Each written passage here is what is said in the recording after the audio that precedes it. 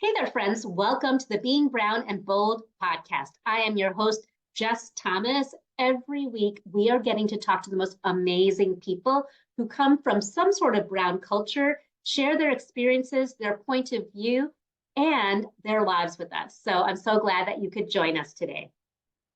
Hey, friends. Today, I am chatting with Mackenzie and Keenan, known as Mack&Keen on the socials.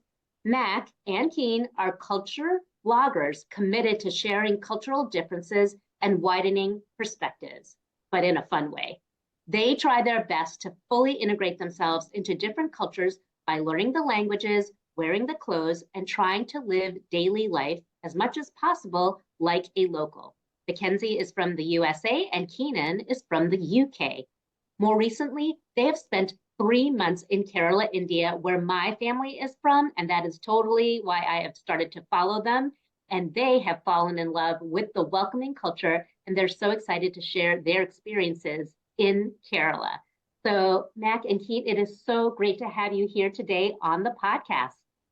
Woo! Thank you for having us. Yeah, thanks for having us. A lot of what we talk about here is cultural identity.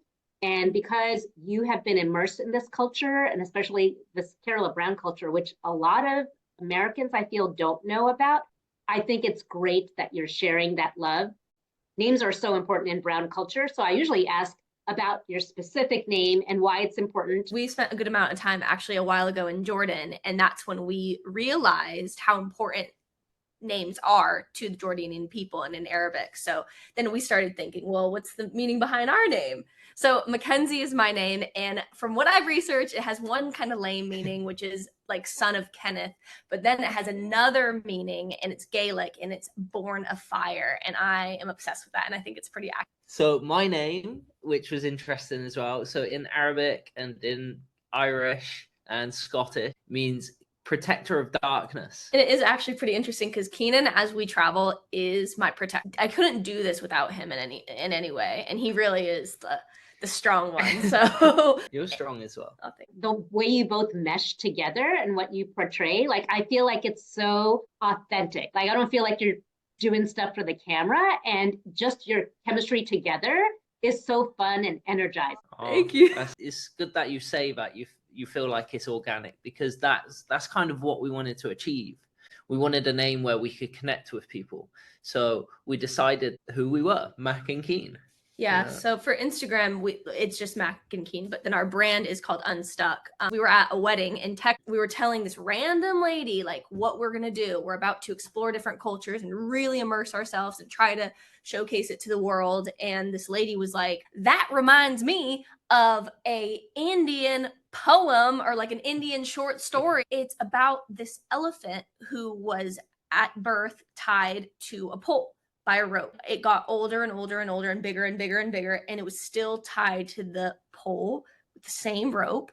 But at that point, it was a big enough elephant to clearly break through the rope, but it just didn't, because it had this mental perception that I'm still being held back. I'm always going to be held back by this one thing. That's where the name Unstuck came, is because we want to get people beyond that rope in their way they think. And for us, that's cultural perceptions, because people have they're stuck in their mindset of their own culture, and they're unable to look outwards and be like, oh, this could work for me. I like this. I should maybe not be as judgmental. Once you do that, you open up your own perspective, your mind opens, and you just grow as a person. And the reason why we kind of changed the spelling of Unstuck with a K was because it's Dutch. Stuck means a piece of a whole. And so that's kind of what we are as people. We're pieces of a whole, your own culture or just the world in general. And with the logo, we wanted to get, obviously, a picture of an elephant. Mm-hmm. And then we wanted to stick it in a triangle, because I come from an engineering background. Triangles are known as delta, which represents change, a layered name. Yeah. Where like change from being unstuck and learning new things. I love that. Like the whole story, from the lady telling you about that, and the actual logo is really beautiful. So Thank you. That's such a cool story. So it's neat to see how, again, both of you, because I'm guessing we're going to get to that, are pretty different backgrounds, but you're both unstuck together, and you're like-minded with wanting to share about ways that you can break through what is expected. And that's part of this podcast, Being Brown and Bold, is doing things like that is very bold. Although for you as an individual, you may not perceive it to be, because you're like, I'm just doing what I feel like I'm supposed to be doing. Tell me a little bit about yourselves as an individual. What does it mean to be you? I like to understand things in a sense where why I guess I started off as an engineer. I like to take things apart, check them out at every detail. I like to inspect every little nook and cranny about everything. And I just like to explore. I think at my core, that's what I like doing. I'm kind of along for like a journey where I don't know where I'm heading. So these little things like this lady we met in Texas, we never planned to call our business Unstuck. We never planned to meet this lady, but like it's kind of in a way part of the journey that things are sort of gravitating towards us because of who we are. Yeah. And it just feels right. I guess when Keenan and I first started dating, I'm a bit more obsessed with identity and who I am. Whereas Keenan has always been a very, very, very fluid and flexible person who does not like to define him as one thing. So I'm not surprised you answered it like that at all. It's just very hard. Like Yeah. it doesn't roll off my tongue. No. Where I am. I don't like to define too much. Yeah. I just like to experience and just Yeah. explore. And for me, I'm the opposite. I like parameters and I like to define kind of who I am. So I like this question a lot because it allows me to be interested. I feel like inherently I'm a very curious person, genuinely curious and determined. So those are two things that I would say are like my core qualities. And this is like following my passion of curiosity. I'm from New Mexico, so we have a good like Mod Podge of cultures in that state, which I was lucky to see. But like I was really obsessed with like Bollywood for some random reason. I had no reason to be, but I was. Or just eating only Asian food. That was me as like a teenager. My dad would get really mad because if he ever got takeout, I would only want Asian. I just like new different things and understanding kind of why other people like them. So that's how I would identify myself. And determined is I kind of always just have to work hard in order to get what I want. Things don't come super easy to me. So I would say that's how I would define myself.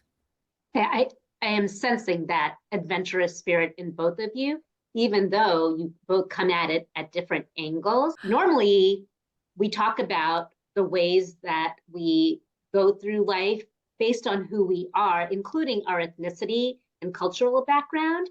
Maybe share about your ethnic and cultural background and how that has shaped you and even now informs your life and work. I don't know if people can see or they're watching your podcast, but I'm very white American. I was born in New Mexico, where I believe white people are the minority, but it's just a beautiful mix of Mexican, Native American, and white people.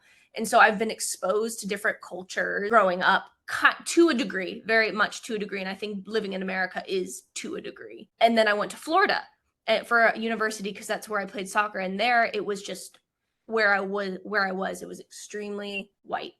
I felt a bit uncomfortable because there was just so, I don't know, it was just homogenous. It was not interesting, and I wanted to experience more culture. So that's what elicited me to start thinking about, I want to travel here. I want to travel here. I want to see the world here. And after I got out of that university, since then, I've been traveling kind of all over the world. I lived in England for a while, but I have friends from all over the world, and I've gotten to experience so much culture. So I'm from Somerset, which is southwest of England. So I come from like a seaside town. I think, if anything, being in that place, like everyone kind of knew everyone. So you knew who went off, who stayed. So you got to see in the insight to everyone's life. Like we were always told we'd have to go to the big city to get work. So I always knew at a young age, like I would have to leave at some point. And I had family around me that came from Australia. They were once lived in England, and then they traveled around the world a lot. So I used to get insight watching them. My granddad's German. So that's different for British people because they are very British. Yeah. The things that excited me actually were like historical things, like ancient wonders of the world. So like I always wanted to visit Egypt. I always wanted to go see the Great Wall of China. I wanted to go to Japan because I was obsessed with their culture. I had like a bit of a rebellious side to me when I was younger. So I always wanted to do something that was a bit different. I've always chose a path that's like, unconventional, if you like, but it's always worked out for me, and I call it like leaps of faith. So I guess that's how my sort of background and culture has affected me. Yeah, very different for both of you. But I hear this even at a young age, wanting to explore. So when it came to your career path, did you have any difficulties in choosing an actual vocational path? Because I doubt when you were young, you thought this would be your job. In the UK, sort of taking down this predetermined path of you should be this, you should be that. And I'm leaving school at like 16, 17, deciding my career path. I have no idea. So I didn't really know. I kind of had to get my act together when it got a bit too late. In England, it's completely different, their system of how they decide their career, and it's so early. Like whereas we'll go to university, college, maybe like 20. They have to kind of decide by 16. And so his dad and you decided like, maybe an apprenticeship is better. He realized that the people that were doing the best in England were the tradespeople. Like, so he knew that I shouldn't go to university because I'd be in a lot of debt. I should try and get myself an apprenticeship where my training's paid for and I'll earn myself a skill and then I can support myself. And he was right. Keenan's really good at languages, which has been really helpful for us in traveling. He's always kind of perceptive of what's going on around us. So he is able to listen and see what's going on and pick it up and then start practicing. So he picks it up really, really quick, which is nice. I did the typical traditional path that you would see somebody in the United States going from high school to college and then getting your big girl job. And mine was a corporate role.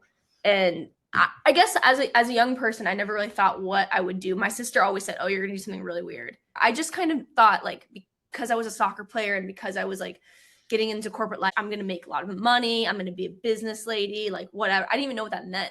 And so then I got into like some corporate roles and I was in sales and a bit of consulting and it's soul sucking. And like, yeah, you make money, but in the end, like, and you get to travel. I did not actually get to travel very much, especially because it was during the pandemic. It wasn't worth it because like I was making money, but I wasn't like actually getting to live the life I wanted to live. And I'm not pursuing my passions. One day I just had to ask myself, okay, if money wasn't an option or if money didn't matter, what would I do with my life? And then that day I was like, oh, I would explore the world. How can I make that a reality in a business? And this is kind of the method in which we're going to do that. I did not like the 9-to-5 style of work. I felt like it sucked my soul. And I used to work out how much time I'd spend working and how much time I'd actually have to like focus on friends, family, exploring. With my job, like I decided to actually try and set my own business up as an engineer. And that was a wild card and it worked out. So I'd take like a month or two off in the year and travel. And that's actually how we met. At that time I was living in England. He's obviously British. You'd think that we met in England, but we didn't. We met on a flight that was like 36 hours to Bali. We had like a 12-hour layover in India where we just were stuck in this room with no food or water. And just, we had to get to know each other. And then we just started traveling Bali with each other. And we realized, oh, it's really touristic. Like we wanted to get into the culture of it. So we traveled around Bali. Keenan learned Balinese. And it was just great. We had a great experience there. So that's how we like started dating. If I didn't go traveling at that certain time, I would have never met Mackenzie on the plane. I don't know. I think that's where we truly realized the way we traveled. Like what you're experiencing of what we're doing in Kerala is exactly the same as what we did in Indonesia. We did the same in Jordan. And then we got to a point where we're like, well, maybe we should like showcase this. Yeah. We have so many great memories where like we're immersing ourselves in culture, language. And it's a good thing we really actually started in Kerala, because I think that was the best way for us to start with the response that we're getting. So yeah. Well, I want to talk about Kerala, but before that, you're saying both of you just traveled like on your own dime as like vacation time, right? So yeah. What are all the places that you've been to? After college, I found, because right before I was going to get a corporate job, I like something happened and I was like, okay, I'm going to travel for a couple of years before I do this, because I found a job online. A couple of years. Yeah, I was teaching English online. It was good money and it was just like conversational English. And then I supplemented that income with working in volunteer jobs all around the world. So I was like a bartender, nanny. So all of those jobs would give me food and a place to stay. And then the money I would make the other way. So I would do Amazing. That. And so I went through Asia and South America and Europe. Growing up being British, I spent a lot of time doing my vacations in Europe. That was probably when I met Mackenzie, was the first time I actually went to Asia. I went Indonesia, Vietnam, Thailand, Japan. And then the big one, I went to Japan for like a month and a half, just when they opened their borders from COVID.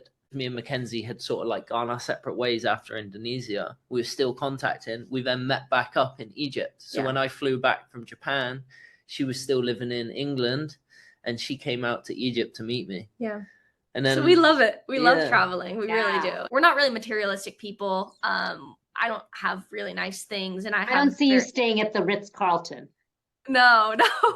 So we have just minimal things. You know, we spend our money on this kind of stuff. So experiences. For us. Mm-hmm. That's amazing. Okay, so then when you started Unstuk, what made you decide to go to Kerala first? I knew that like I wanted to make the social media kind of platform where we can share real culture, and what better place to do it than India, where it is so culturally diverse. We can also get a 6-month visa out of the whole year. We can stay there for 6 months, and maybe we can explore like a state for 2 months, another state for 2 months, and then another state for 2 months. And that's almost like being in 3 different countries. I knew India was the vibe. And then I just started researching because I have friends all throughout India, and they're like, come to my state, come to my state. And then I did enough research, and we have to go to Kerala. First of all, selfishly, it's beautiful. It's stunning with it has the backwaters and beautiful beaches, and it has the mountains of Munnar and Wayanad.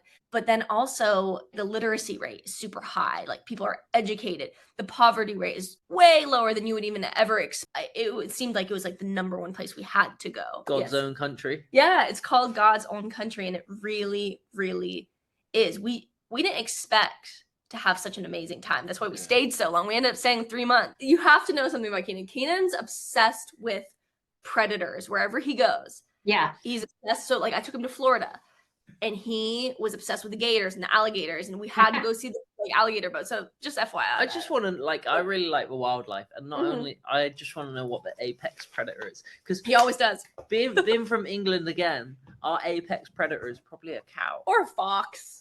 Oh yeah, a cow. No, it's probably a cow. Cows kill more people, I think, in England than any other animal. If you run, they will chase.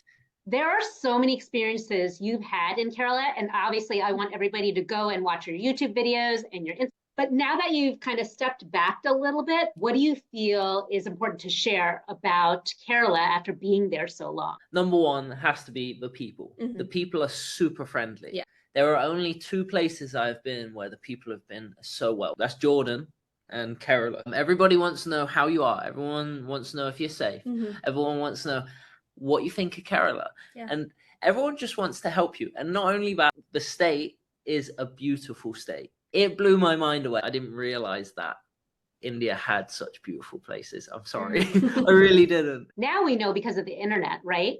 But before that, why would you know?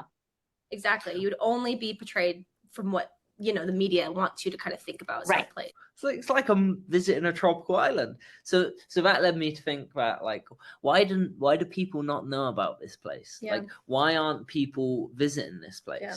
Like, especially because of the people. They make it all the better. One thing that was a giant takeaway for me was the amount of Keralites that are dispersed throughout the world. Mm-hmm. That was a big theme as we traveled, is that there's not too much economic opportunity for Keralites, yet they're super educated. So they will go out across the world, a lot in the UK, a lot in the US, a lot in the Middle East, and pursue job opportunities there and bring money back into Kerala, send money back, maybe live there towards the end of their life. That was really, really interesting. And people kept on telling me, oh, there's a funny story that even if you're going to the moon, you're going to see a Keralite up there with the chaya shop. People love telling us that. That's what my dad would say. Because from India, it felt like the majority of the people groups that left were the Punjabis and the Malayalis. And so my dad would say, you can go anywhere in the world, you will always find a Punjabi and a Malayali. And a lot of people from Kerala, if they come from a Christian background, a church background, they have a Bible name. So like my last name is Thomas, my maiden name is Joseph. And so that's how you can spot us if you happen to be from a church background. Because if you look brown like me and you have some sort of Bible name, most likely you're from Kerala. We learned a lot about the Christian influence in Kerala, so it makes sense. It's been there from a very early age, like yeah, right. 52 AD. Some people assume Christianity came to America because of colonizers, like the British brought it, the Portuguese brought it, but it's not. It's from the original 12 disciples of Thomas coming. And so when people hear about that, like even the Bible translation that my parents had did not come from a Westerner that translated. It's from the original like Aramaic roots from the Middle East. So I'm so glad that you got to get a taste of that. And that was something very eye-opening. Coming from a European place, our perception is that's where Christianity comes from, when it really doesn't. Like exactly what you were just saying. The Christianity in Kerala is so close to the root of Christianity. Yeah. You know? I got to talk to one of the head bishops of the Malabar region, which is more north in Kerala. And yeah, he got to speak with us a little bit about Christianity. We were shocked, honestly. And then you can even just see it. Like as you're walking down the road, you literally can see a giant, almost European looking church next to a mosque, next to a Hindu temple. That's all around Kerala, and we found it fascinating. So what you were saying about Malayali people being dispersed everywhere, it's the same story with my parents. They both went up to 10th standard for school, and then my parents separately, they didn't know each other, ended up in Calcutta. My mom in nursing school, my dad went for his bachelor's degree, and then they found out about opportunities in New Delhi, and then they were trying to decide, because so many people were then going to the Middle East for jobs, and nursing jobs specifically. There was a nursing shortage, and so nurses were coming from the Philippines and from India, but specifically Malayalis, because the Malayali women were educated, so they got to go to nursing school, and then they went to the UK, they went to Australia, Middle East, Canada, and eventually the US. And that's how my parents came, because they changed the immigration laws in the US. I think it was 1965, where they were now allowing Asians to come to the US. I think some people assume America has always welcomed immigrants to its shores, but it has not. There's so many different layers to that. And at one point, Asians were not allowed to come to the US. And then when they opened the country for skilled laborers, nursing was one of those careers. And so I grew up in a Kerala church called the Marthoma Church, and 98% of the women in that church were all nurses that came to America, got jobs. Either they were married and brought their husbands and or kids over, or then they now have a US visa, and they got married and brought somebody over. So it is true that we are everywhere, and it is because we got that education. When we leave and go back to our respective countries, like if I'm in the US, I'm probably going to come across so many Keralites now. It's important to highlight that, because now the rest of the world, hopefully other people who aren't Keralites, watch our stuff and they learn more about Malayali culture. So when they meet these people, then they can be like, oh, you speak Malayalam, like I know this about Kerala. From what I've experienced on social media, it makes Keralites feel more joyous that are way up from Kerala to see our content and be like, oh, like I feel like a little bit more at home. Feels like you both went in for your own experiences and gratification, but what you're actually doing is helping all of us explore and see things we normally wouldn't, because you have an inside view. You're getting to get behind closed doors that an average tourist wouldn't get to do. And for me, I mean, I'm Malayali, but I've never got to spend time in Kerala the way that you have, or the cities and towns that you have. So you are pouring into us. Now, knowing that, I do think if I go to Kerala now, I actually wouldn't have the same experience as you, because I'm brown, and there would be different expectations of me. In your experience, how do you feel like the Malayalis perceive people from Western countries like the US, UK? I think one thing that was interesting, because you're right, you make a really good point. Like, you wouldn't get to have, I think, the same liberties that I had as a white woman in Kerala. I know women are not really out past 7 p.m. They're not on the street. Keenan and I would stay out usually, like, we'd stay out until like 11 p.m. And I would see men drinking milkshakes. That's what they do at nighttime. All the men are on the street and they're having a milkshake. Chai or milkshake. They're having a great time. Hardly any woman would be about. And I obviously felt like it was kind of a privilege that I was out. And I think it was more accepted that I was out because I was a white woman with my boys. So I think that would be a different experience for you in a way that is a stereotype. I guess they see a white woman, they're like, oh, okay, like she's maybe potentially like has different values than us. So she's I guess fine to be out late at night. Well, so I don't even know if it's different values. I think it would be more like, well, that's what Americans do. Like it's normal for you. So you being there, it's normal. I don't even think it's a value thing. It's just like what is customary. Like I believe if you went to Bangalore, there would be women out at night because that city is a little more Western, and especially with jobs, and very independent women go to Bangalore to work. So I think it just depends on what city, town you're in. That Kochi is like kind of the main economic hub of Kerala. That is where you would find women. Like I would notice there was more men walking around. I guess for me, I wasn't like the odd one out, if you like. I wasn't like walking. It's not like I was walking around and it was just full of women and I'm like, oh, there's no men around, you know? In terms of gender, though, we did notice a lot of the time we would be speaking to a man or a person. And if it was a man, they would be speaking to Keenan, not to me, which really grinds on me. It's part of their culture, so whatever. But Keenan also did not like it when a woman would be just speaking to me and not to him when he's part of the conversation. Because I'm trying to like ask her questions and she's just ignoring me. Yeah. And I'm like, so then I'm like trying even harder to like. Or when they respond, they'll respond to me. Yeah. So like I think what we did try and do, this is probably my rebellious side, is if we were in a conversation and the guy wasn't addressing Mackenzie and was speaking to me, I would talk less. I'd step out of a conversation and I'd just make it that Mackenzie was talking, just to sort of like give her the space. Yeah, I think you're hitting on something that is universal, that there are some things that are just cultural, that are not moral-based, ethically based. It's just the way it is. For example, when I grew up in church, in the Indian church, even though I'm in America, I'm in New York, all the women sat on the right side and all the men sat on the left side. And when I was younger, I didn't think much about it. But then as I got older, I'm like, what is up with that? Why can't they sit wherever they want? And then only later did it really hit me. They don't see it like that. I grew up in the West, but over there, they don't see it like that. And one time we decided, because we're in the West, we should have Family Sunday where everybody sits with their family. And then I heard men and women individually say, I have to be with my spouse all the time. Can't I just get a break and not sit with them at church? It was hilarious. I think that's a great way to put it. There's cultural things that are acceptable, but then there's certain things that in cultures are just morally, like we're people.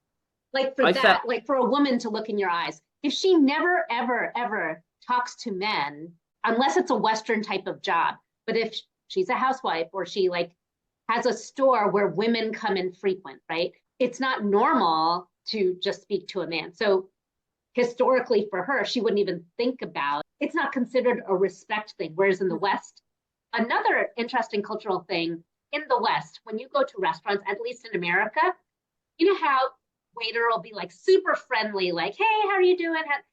And very interactive. Whereas in Eastern cultures, your waiter is not your friend. Your waiter is there to serve you. There's no chit chat. I don't like the Western culture for that. Oh, really? I just want to eat my meal. Right. Like, I want to be your friend. You're not there to make friends. Yeah. Yeah. So it could be considered, a Westerner would think, oh, they're so rude, or like, don't they want a tip, or why aren't they being, you were saying part of the hospitality culture of the East is the guest is God, right? So there's this kind of, I'm going to do everything in my power to make sure you are having the best experience because you're here for the food and the ambience, all that. You're not here for me. And so it's not considered rude. So anyway, all that to say, I think all of us have different ideas of what is considered respectful or not disrespectful, but because all the cultures are different, it's going to be done differently. Exactly. Well, it's also like with a man, I get it. They want to respect our relationship. So they're not going to talk to, they're just not going to talk to, they're going to respect Keenan and look at him because they don't want him to, you know, think maybe they're having their eyes on me. So I understand, like, there are different motives and like like I think it's difficult. I think this for us is exactly why we do what we do. That it's opening our minds to these different ways of life and these cultures. And we're going to be authentic about it. We're going to say if it doesn't like we don't like it, you know, but we will think about it. Yeah, right. Well, you don't have to like it to honor and respect that culture because you're your own person. I think the beauty of it is we don't jump to conclusion. Like I said, I'm saying as if this is a disrespectful thing because I know there's more to it. I know it's like deep rooted, like you explained then, this woman's probably gone all of her life not looking at a man while talking. So all of a sudden this one guy tries to talk to her directly and it's probably like an autopilot. It's very interesting to see how we do things, but we do them all differently. That's the best part about traveling is like you have been living in your culture. And then when you get out, you get to look back on yours. And first of all, look at another culture in a different lens, but also look at your own in a different lens. It can be humbling. I think this is pivotal, especially for Americans, which is really one of the reasons why I did this was to break specifically American stereotypes about the world and about different cultures, because I don't know, Jess, if you feel the same way, like we can have dialogue about it, is that Americans kind of think that we're the best. We're the center of the universe. Yes, exactly. And no one else matters. Like, and even when I'm traveling, sometimes there are little thoughts deep down. I'm like, oh, we do that a little bit, you know, and they get broken. Lots of things get broken. And then when I talk about different cultures to my friends and family in America, first of all, they don't know much about these places. But second of all, there is a bias that, oh, but we're still better. And so my whole goal is to break those by showing what's so great about the world. I do think and a lot of it is our privilege, because yes, there's poverty in America, but poverty in the US does not look like poverty in other, which is why that stereotype, Keenan, of a child asking you for money, because it is assumed you look like that, therefore you must be rich. Right. Yeah. And relatively, you probably are, because for a family that doesn't have anything. And I think we have lots of reasons to feel like we have way more educational opportunities. Yeah. We have access to things like, even if you are poor in America, you can go to your public library and and learn anything about anything. And I feel like in our school systems, we learn so little about the rest of the world. Yeah, so why wouldn't we think that we have it all together? So when we encounter something different in another culture, we may assume that I remember there was this book that I read called Kabul Beauty School. It's a true story about a woman who was a hairdresser that went to Afghanistan and she met all these Muslim women. And her perceptions were totally blasted about what does it mean to be a Muslim woman? Because I think in the West, we think, oh, they're wearing the hijab. They're so restricted. They're under the control of their man. But when she went there, she's like, these girls, they are wearing full makeup and mini skirts under their covering. That they do, and they love the sisterhood. This is her specific examples. Of the women that she met, because they are getting together and they're having a good time, but they also know that they're protected because no man is looking at them because they're covered. And they're like, this is so fine. And it is not for everybody. It's for whoever I want it to be. I get to make that decision. And I remember reading that, like, I had no idea. I never would have even thought those thoughts if I hadn't been exposed to that culture. So that's, I think, another way that as a Westerner, I just assumed there are these restrictions on these women, therefore their life must be terrible. And for some, yes, that is actually true, but I can't make this blanket statement. So even though I didn't get to go to Afghanistan, just even reading that book helped open my eyes, like, okay, it's my perceptions and ideology being an American is not the best in the world. There are other places that are equally as good, but completely different. Yep. You know, I think as well, English for sure, because we do have more money or more finance, it's like perceived that we are richer and we're better, but like money doesn't isn't riches, in my opinion. When I was in Kerala, the beauty of the land, the fruits available, the herbs, the medicine, the like community, the way I'm assuming most people would build their own houses. There's just so many layers to what you would consider rich. I think from where I come from, people consider rich as in money.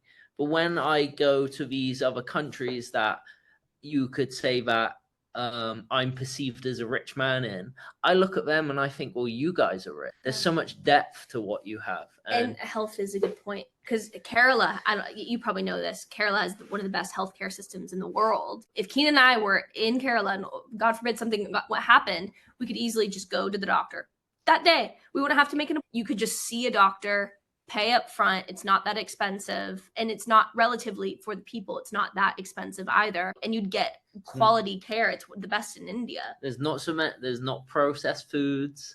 True. So you're not subject to any of those things that will affect your health in later life. It's a lifelong quest for me to understand what's wealth. And I'm not talking like in a money sense, but what would I consider rich? Like, what are the things I need in my life to really like prosper? We're working on a YouTube today, and in that YouTube I'm having a conversation with one of the guys and we're talking about how Keralites are pursuing other places. He's a lot older and he's saying like there's so much beauty in Kerala. There's so much, like, the fruits are all here. We have everything we need. And like the young people don't see that, but obviously they're going abroad to chase opportunities.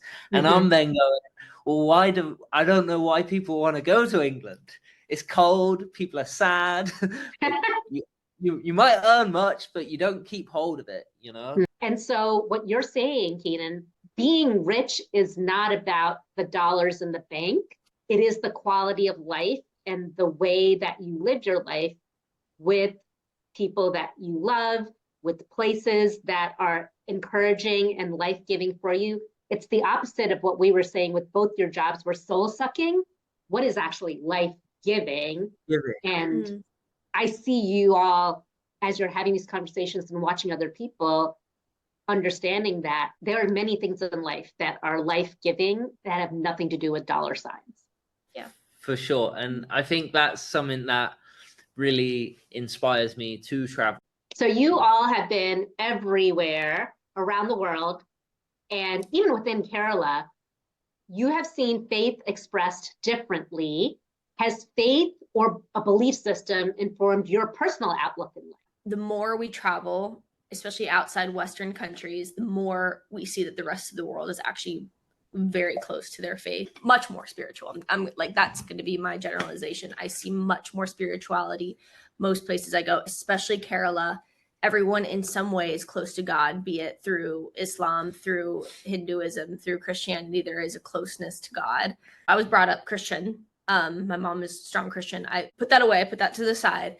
As I've been traveling, I've gotten closer to God in my own way. Even today, I was kind of praying, like, God, I want this to be something that is positive for the world. Like, I want it, like, it is informing the strategy of this business, and that I want to bring joy to other people. So I guess my faith is kind of getting closer and closer to, I don't know, my business in a way. And it's only because I'm traveling. So it's like it's an interesting circle. I was raised in an atheist family. In England, it's kind of a secular place. Science is more ruled over religion. People don't really see religion. I've always questioned it, because being brought up in an atheist way, I've always questioned what it is. Traveling around the world answers that question, and I get to like understand each culture. I'd say something I do see is like people that are religious, they tend to be better people.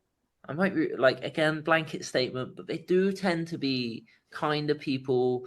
They kind of have some sort of higher law to adhere to, you know? I'm not saying that all things are great. There's pros and cons to everything. But like, for example, Mackenzie is raised Christian and her mum's quite a strong Christian. Mm-hmm. And I think that's been such a great influence on who Mackenzie is as a person. Because like, I see her bring it into it. There's just a pureness to her, you know, like this pure light to her. And then when I look at myself as like being atheist, I feel like there's these places in my life where like, it would have been nice to have something bigger than me to lean on. something to like protect me or to guide me. Mhm. But then I don't know, because then obviously like I've guided myself because I've never looked up above and been like, oh, there's something more than me. But as a human being, there's like a deep question inside of me that's like, there is more to it. Like, I guess for me, it's a lifelong goal to understand what religion is, and exploring the world and seeing the world's religions are something that I hope brings me closer to my answer of what that higher power or what that essence is, if you like. Yeah, I would agree with you that spirituality is taken much more seriously in non-Western cultures, the belief in a supernatural. And it is fascinating to see how it's not necessarily, oh, this is something I have to do because I was raised this way, or the religion tells me I have to do these things, but an actual heart desire to know who God is and what does that have to do with my life. So yeah, I was curious just because I know that you all have been exposed to so many. So being an engineer, input is always equal to output. So like karma, I'm pretty sure the actual definition of karma is like cause and effect. So in Buddhism, that watching the karma points, like I think that's true. I do think that's a true thing where like an action has a reaction. For me, for Christianity, part of it is history. So even thinking about Christianity in India, that it was started by one of the 12 disciples, Thomas, that's an actual historical thing. And you see evidence of it all over Kerala. But then you think, wait, that means there really were 12 guys following this person named Jesus. That actually happened. Wait, so that means, and so then for me, it's the intersection of history. I think from what I've read, true Christianity totally believes in science because it kind of talks about the God of order and not of chaos. So for me, it all combined, but it's a studying. It's not because I was taken to a church on Sunday, that means I'm supposed to be this. What are we seeing, experiencing of what could be true? And for me, it's a combination of history and science as well, which informs my spiritual side. So anyway, all that to say, it's so fun to watch you all interacting with all these different religions because you are learning and growing and exploring even in that. Any stereotypes or generalizations that you kind of saw? For example, in the West, there's lots of misperceptions about curry. I'd say I learned a lot about spices. I learned that masala isn't a sauce. Masala is spices. And curry is the leaf. The leaf. Curry leaf is used in a lot of things. And it is in a lot of the foods in Kerala. Not one curry is the same. No. So you think you're going to go there and get one type of curry, and different regions in Kerala, their dishes were slightly different, Right. I think another one is chai. So like obviously if you're in the States, you hear chai tea, you think of that tea with the cinnamon and the cardamom and the clove. Yeah, you think that. But if you get that in Kerala, you're going to get a black tea with milk and it's going to be Another thing is Indian food, just in whole. I think an American perspective, British is a bit different because they have more Indian influence. We kind of have one perspective of what Indian food is. And I think we take it mostly from Northern Indian dishes, like, butter chicken, tikka masala, all of those kind of like saucy dishes. Whereas Kerala style food was, I would say on the whole, not really that. There was lots of light fries, like fish fry, which was just a lightly fish, like tawa fish fried lightly, egg curries, chicken, like things that are not as saucy, I guess, as you would perceive it. And then another thing is naan. Like I think Americans would think, oh, like they're going to eat lots of naan. But in Kerala, the bread of choice is a Kerala style paratha, which have you ever made that, Jess? I've tried to make the flaky kind. Yes. It's like making croissant dough, like, because there's so many layers and there's a lot of work. But what we would usually have is chapati. That's what my parents would always make, which is whole wheat flour based and much simpler. Yes. And there was chapati. My palate was definitely changed. My mind was open to all of the foods that you do eat in Kerala. Yeah. Because Like I'd have a stereotypical, like you said, chicken tikka masala with a naan bread. Well, you wouldn't find naan bread in Kerala. No. You know, You also wouldn't say naan bread. You'd only say naan. No. That's it. It's not chai tea. It's right. You wouldn't say paratha bread or a roti bread. You would just you say just say naan. naan. Mm-hmm. Another stereotype, I think, is poverty. I think Americans, when they think of India, they think of Slumdog Millionaire, they think of slums, they read the books, and that's kind of the one perception of India.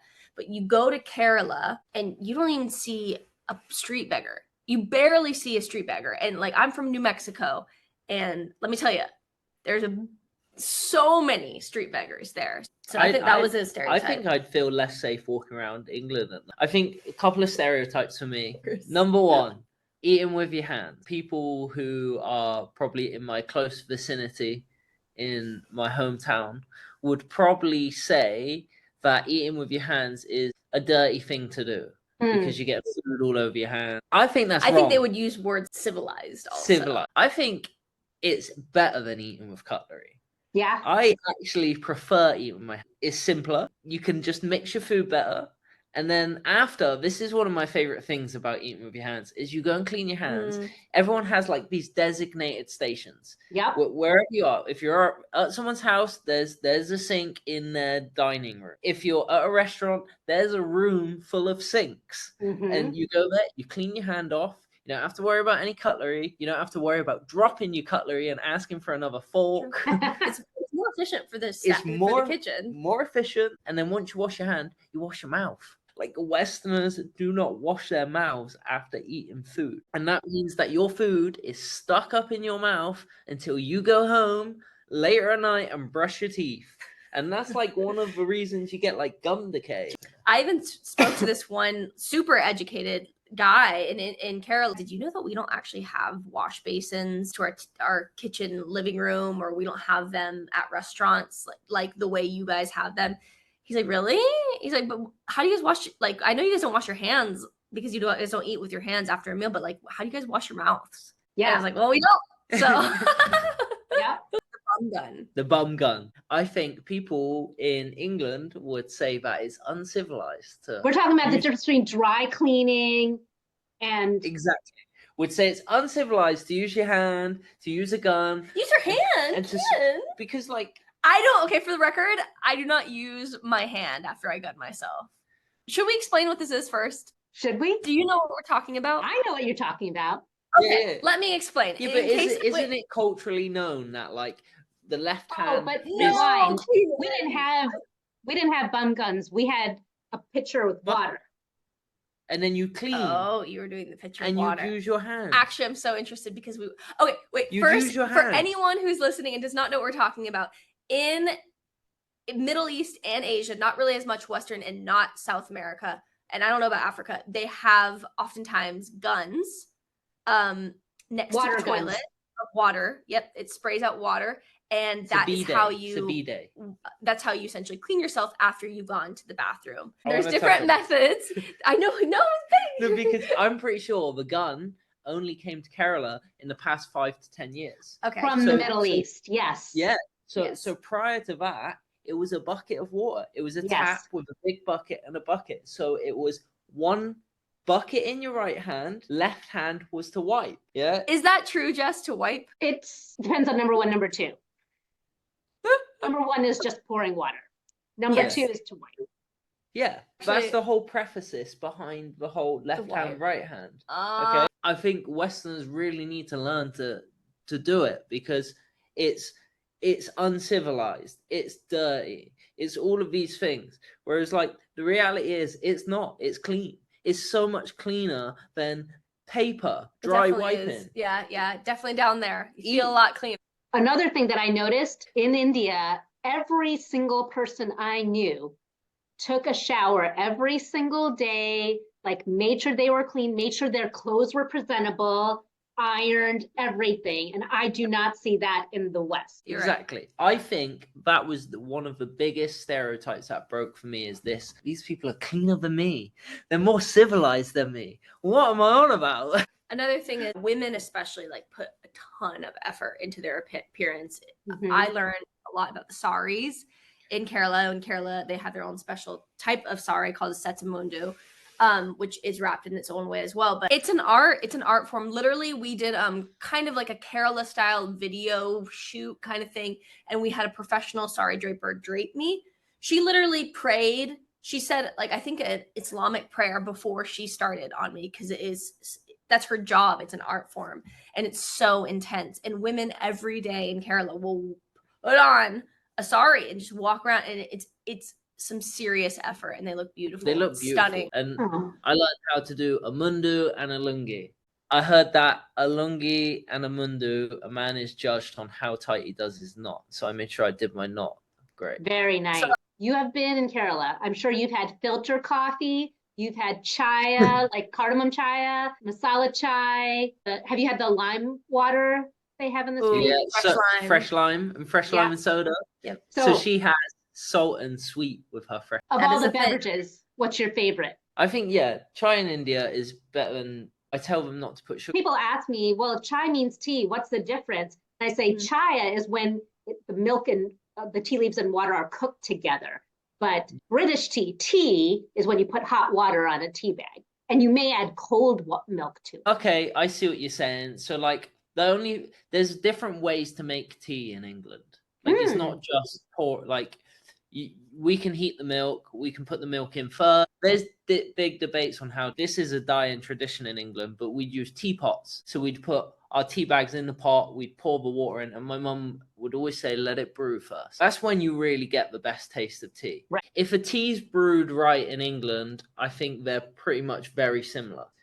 The only thing with hot milk is every now and then, if I leave it too long, I have to pick The off skin. that. You know, they do the pouring, the frothing. Oh, that's why they bubbles do are on it. the top, the skin doesn't form. That's interesting to know. I So see. when we go back, that's okay. We'll be able to realize what's going to be I good. teach chai lessons. So if you ever want, I've done this on Instagram Live too, where I do like a live chai cooking class. And so I let can us teach know. you how to do it. That makes you a chaiwala. Yeah, you're a chaiwala. Chechi chaiwala. She's Chachi.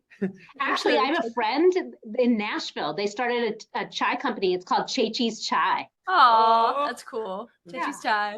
Okay, Mackenzie, what's one your thing I beverage? wanted to mention was the coffee in India. I like coffee, so I don't really care so much about tea. In India, they do a lot of the instant coffee. How they make the tea, they kind of do with the same thing with the coffee and the milk, and it's very sweet. Frothing. So I didn't really like that so much. But what I did like was this drink. Have you ever had it called sambaram with a P, like the samparam? Tell me what it And is. in Kerala, obviously, it's so hot, super, super hot. So it is a drink they use to keep them cool, and it is made out of a yogurt curd mixed with garlic, shallots, chili, coriander, salt, and it's blended up. It is like a savory drink. They strain the yogurt and the mix, and then it comes into this liquid. So that's how it gets to be thinner, and it does cool you down. So that was one also. You know where you see like those roadside stalls, or like in the morning somebody will be like cooking up some paratha and some beef, and there'll be like a little place where everyone's gathering. You'll see a jug, and that jug looks like milk. You're like, oh, is that milk? It's not milk. It's sambaram. It's an acquired taste, to say the least. It is. Yeah. We also had the fresh lime, which was just the simple syrup, the lime, and the water or the soda, and that's almost like maybe like a mojito without alcohol, or just like the best lemonade you've ever had. Sarbath. It's like some sort of root vegetable. It's meant to keep you cool, and they mix it with a citrus as well, and then a water. It's really good. That was really nice. Yeah. Or it's like with a soda. That was probably my favorite. Yeah, you like the Sarbath. Yeah, it was really good. I love this. I'm learning so much from you guys that I definitely were not exposed. Okay, last question. Have you heard of this book? Yeah. It's The Covenant of Water by Abraham Verghese. I think grew up in Ethiopia, but then he went to India for med school, and then he was in America for his medical training, and he actually lived in East Tennessee, like us.